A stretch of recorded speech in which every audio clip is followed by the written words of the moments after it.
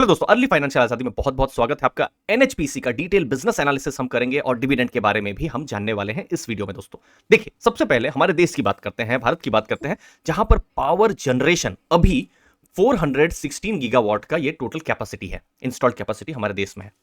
उसमें से मैक्सिमम कोयला या थर्मल का यहां पर योगदान है। अब 2030 तक, मतलब अगले 7 साल में, ये 800 गीगावाट तक पहुंचने की उम्मीद है, जो हमारे देश का टारगेट है। अब 416 गीगावाट में 125 गीगावाट और 47 गीगावाट आ जाता है रिन्यूएबल एनर्जी, मतलब 172 गीगावाट के आसपास में। ठीक है, ये एनएचपीसी कंपनी है तो हाइड्रो पावर में फोकस रहेगा, तो हाइड्रो पावर 47 गीगावाट पूरे इंडिया की इंस्टॉल्ड कैपेसिटी है। ठीक है, अब ये 172 गीगावाट जो रिन्यूएबल कैपेसिटी है, रिन्यूएबल में क्या आ गया, सोलर आ गया या विंड आ गया। ठीक है, फिर हाइड्रो पावर यहां पर, जो कि यहां पर अलग आप ग्रीन कलर में देख सकते हैं, तो 172 गीगावाट है। 500 गीगावाट मतलब इसका 3 गुना पहुंचने की ये बात है जब हमारे देश में ग्रीन एनर्जी की बात हो रही है। तो आने वाले टाइम में आपको ग्रीन एनर्जी पर बहुत फोकस देखने को मिलेगा। और इनफैक्ट आप देख भी रहे होंगे कि रिलायंस है, जो बड़े कॉर्पोरेट ग्रुप्स, या अदानी ग्रुप या टाटा ग्रुप है, इनफैक्ट पीएसयू जैसे एनटीपीसी बहुत ग्रीन एनर्जी, क्लीन एनर्जी पर अभी काम कर रहे हैं। अब इसमें एनएचपीसी भी एक छोटा सा यहां पर काम कर रही है, जब पूरे देश के साथ हम कंपेयर कर रहे हैं। अब एनएचपीसी का क्या यहां पर टोटल कैपेसिटी है, तो देखिए पूरे भारत का जो वाटर या हाइड्रो पावर का कैपेसिटी है, तो 15% कंट्रीब्यूशन एनएचपीसी का है। टोटल ऑपरेशनल प्रोजेक्ट आप देखेंगे 7 गीगावाट का, ये गीगावाट में डेटा है, मेगावाट में 7071 मेगावाट हो गया। लेकिन अब इंटरेस्टिंग ये हो जाता है कि अगले 3-5 साल में कि किस हिसाब से एग्जीक्यूशन होता है उसके ऊपर बहुत डिपेंड करेगा, लेकिन ये 7 गीगावाट को ये 22.5 गीगावाट करने की बात है। मतलब अभी तक एनएचपीसी ने जितना भी काम किया है, ऑपरेशनल प्रोजेक्ट उन्होंने किए हैं, इसका 3 गुना अगले कुछ सालों में हमको देखने को मिल सकता है, अगर ठीक से एग्जीक्यूशन हो जाता है तो, क्योंकि एक बहुत ही बड़ा एक पॉजिटिव हो सकता है कंपनी के बिजनेस के लिए।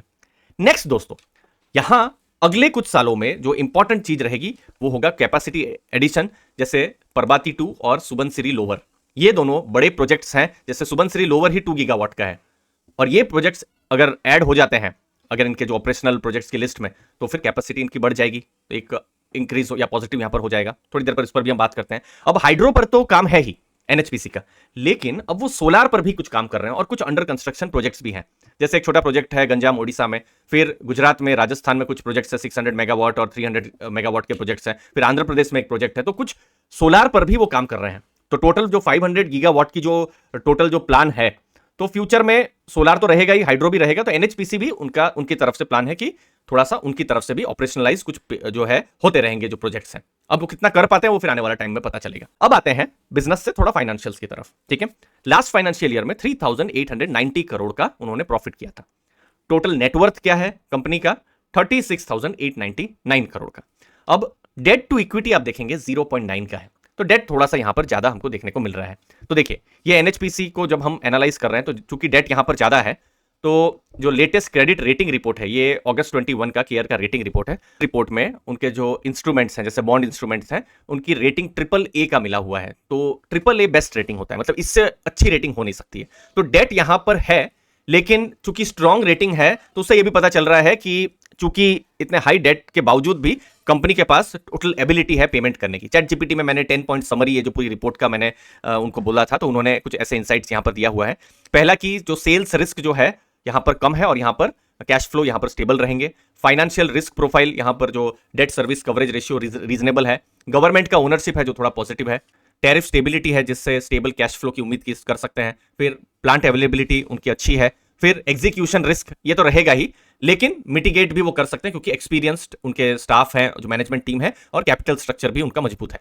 काउंटर पार्टी रिस्क है, ये देखना पड़ेगा, क्योंकि डिस्कॉम्स होते हैं, वो हमने पास्ट में देखा है कि उनकी हालत बहुत अच्छी नहीं होती है, तो उनका पेमेंट करने में थोड़ा डिले हो जाता है। तो ये सब कुछ चैलेंजेस हैं। फिर लिक्विडिटी स्ट्रांग है, सफिशिएंट है। प्रोजेक्ट इंप्लीमेंटेशन अभी तो है ही, फिर आने वाले टाइम में कुछ और यूनिट्स यहां पर कमीशन होने की बात है। फिर ईएसजी पर उनका फोकस है। अभी आप मार्केट कैप देखेंगे 52,284 करोड़ का है। बुक वैल्यू कुछ 36.7 के पास हमको देखने को मिल रहा है। तो प्राइस टू बुक के हिसाब से हमको 1.4 के आसपास में जो कंपनी है उसका जो मार्केट ने जो है वैल्यूएशन दिया हुआ है। हिस्टोरिकली प्राइस टू बुक अगर आप देखेंगे 5 इयर्स का, तो 0.8 का, तो अभी थोड़ा सा हिस्टोरिकल लेवल से थोड़ा महंगा है, या हम ऐसा कह सकते हैं कि थोड़ा सा रीरेट हुआ है। अब रीरेट ये हुआ है, या फिर अभी बिल्कुल मार्केट में भी अभी हम देख रहे हैं कि बहुत ज्यादा लिक्विडिटी आई है और स्मॉल कैप मिड कैप में बहुत अभी शेयर्स ऊपर चल रहे हैं, क्या वो रीजन है, या फिर एक्चुअली में रीरेट हुआ है, ये फिर आने वाला टाइम में ही पता चलेगा। बट अपने हिस्टोरिकल लेवल से थोड़ा सा महंगा तो है ही। आने वाले टाइम में अगर कुछ इंपॉर्टेंट चीजें रहेंगी वो देखना कि कुछ सरप्राइज ना आ जाए, नेगेटिव सरप्राइज स्टेट डिस्कॉम की तरफ से कि पेमेंट देने में थोड़ा लेट हो जाए, क्योंकि ऑलरेडी जैसा बिजनेस का नेचर है उनके डेटर डेज जो है वो ज्यादा है। आपको मैं वो भी दिखा देता हूं, ये देखिए उनका डेटर डेज थोड़ा ज्यादा है, 114। ये देखिए 2012 की बात है, अभी भी आप देखेंगे 212 है। तो पेमेंट जो है थोड़ा लंबा साइकिल इनका रहता है, तो वो चीज तो है ही। कोई बड़ा अगर पेमेंट ना आया तो वो रिस्क को भी यहां पर ध्यान में रखना है। लेकिन हमने देखा भी है कि उस हिसाब से एक बहुत हाई वैल्यूएशन में भी कंपनी नहीं है, प्राइस टू बुक जो है 1.4 के आसपास ही है। लेकिन सब कुछ अगर बेहतर रहता, जो वेल मैनेज कंपनीज होती है, हो सकता है पावर कंपनी ना हो और कोई दूसरे सेक्टर की हो, तो उनको 7-8 का भी बुक वैल्यू मिलता है। तो ये आने वाले टाइम में देखना रहेगा।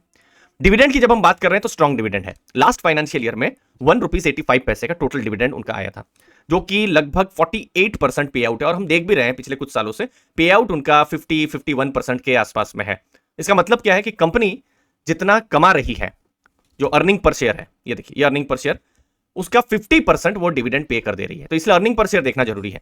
तो इसीलिए अगर कुछ प्रोजेक्ट्स कमीशन हो जाते हैं, अर्निंग आना शुरू हो जाती है, तो क्या होगा कि डिविडेंड का भी थोड़ा एक्सपेक्टेशन रह सकता है। बट अभी 3.55% की डिविडेंड यील्ड है। 52 रुपीज के प्राइस के हिसाब से डिविडेंड यील्ड थोड़ा कम है, लेकिन अगेन कोई इन्वेस्टर के पास 30-35 के पास में है तो डिविडेंड यील्ड उनके लिए थोड़ा ज्यादा हो सकता है। अब आने वाले टाइम में क्या देखना है, सबसे पहले तो सुबनसिरी का देखना है। बड़ा प्रोजेक्ट है, कुछ यूनिट्स जो है फाइनेंशियल ईयर 24 में ही कमीशन हो जाने का बात है। ये कब होगा अभी तक जो है एक्सपेक्टेशन कि सेकंड हाफ में होगा, मतलब नवंबर, दिसंबर, जनवरी, फरवरी कब होता है वो एक इंपॉर्टेंट रहेगा। तो मे बी Q2 के रिजल्ट हमको कुछ और लाइट जो है प्रोवाइड कर सकते हैं। परबाती कमीशनिंग ये इंपैक्ट हुआ है क्योंकि अभी हिमाचल प्रदेश में बहुत ही दुखद बाढ़ आई थी, तो उसके कारण से ये जो कमीशनिंग है इस पे इंपैक्ट हुआ है, तो ये थोड़ा सा अभी डिले हो गया है। नेक्स्ट, डेटा डेज ज्यादा है, इस पर थोड़ा नजर रखने की जरूरत है। एग्जीक्यूशन रिस्क, क्योंकि बिजनेस है, अब बड़े बड़े डैम्स हैं, प्रोजेक्ट्स हैं, सही टाइम में हो जाए, फिर कॉस्ट ओवररन ना हो जाए, उसका भी ध्यान रखना बहुत जरूरी है। तो वो रिस्क को भी बिल्कुल ध्यान में रखना है। और जो चैट जीपीटी ने इनसाइट दिया कि स्टेट डिस्ट्रीब्यूशन कंपनी से जो पेमेंट है उस पर जो डिले होता है उसको भी यहां पर देखना है। बाकी Q2 में नए नंबर्स आएंगे, एटलीस्ट उस समय में सुबनसिरी और परबाती इन दोनों के बारे में और ज्यादा क्लैरिटी आएगी, वो देखना बहुत ज्यादा जरूरी रहेगा। लॉन्ग टर्म का यहाँ पर एक थीम है जहां पर क्लीन ग्रीन और बिल्कुल थर्मल से क्लीन ग्रीन की तरफ से ट्रांसफॉर्मेशन हो रहा है। किस तरीके से एनएचपीसी अपने फ्यूचर बिजनेस को ग्रो कर पाती है वो इंपॉर्टेंट रहेगा देखना। दोस्तों मुझे उम्मीद है आपको वैल्यू मिली होगी। आपके समय के लिए बहुत बहुत धन्यवाद। थैंक यू दोस्तों।